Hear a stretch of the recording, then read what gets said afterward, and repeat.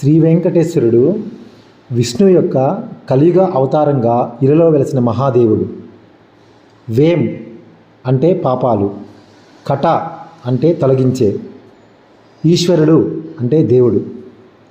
భక్తుల కష్టాలు తొలగించే దేవునిగా శ్రీ వెంకటేశ్వర నామంతో ప్రసిద్ధి చెందిన స్వామి. పద్మానగర్లో వెలసిన నారాయణ క్షేత్రం శ్రీ శ్రీనివాసుడు కొలువై సకల జగతికి మోక్షాన్ని ముక్తిని ప్రసాదిస్తున్న దివ్యక్షేత్రం. ఎక్కడ స్వామి అనుగ్రహం ఉంటుందో అక్కడ లక్ష్మీదేవి సైతం కరుణిస్తూ కాపాడుతుంది. ఈ ధనుర్మాసంలో గోదాదేవి రంగనాథ స్వాముల కళ్యాణం ఈ చోట అద్భుతంగా జరుగుతుంది.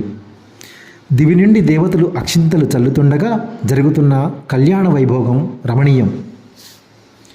గోదాదేవి మనస్సులో కృష్ణ ప్రేమ కలిగి ఉంటుంది. తనకు పెళ్ళంటూ జరిగితే ఆయనతోటే జరగాలని అనుకుంది.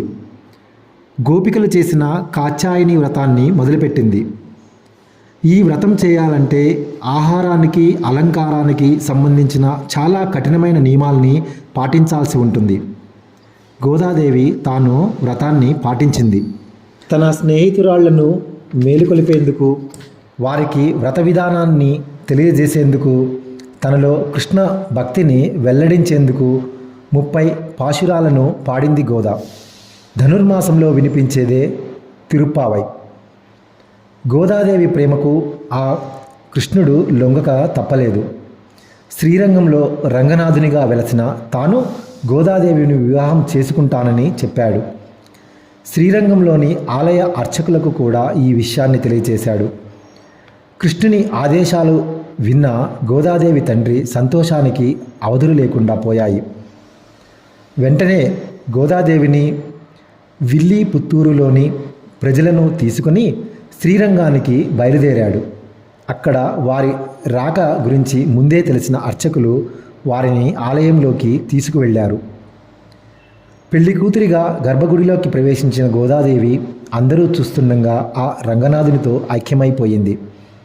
అందుకే ప్రతి వైష్ణవాలయంలో గోదాదేవి విష్ణుమూర్తితో కళ్యాణం జరుపుతారు.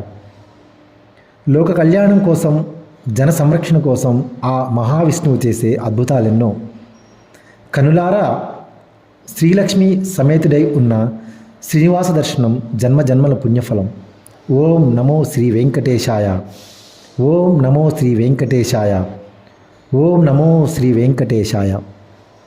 రచన గొర్రెపాటి శ్రీను, హైదరాబాద్.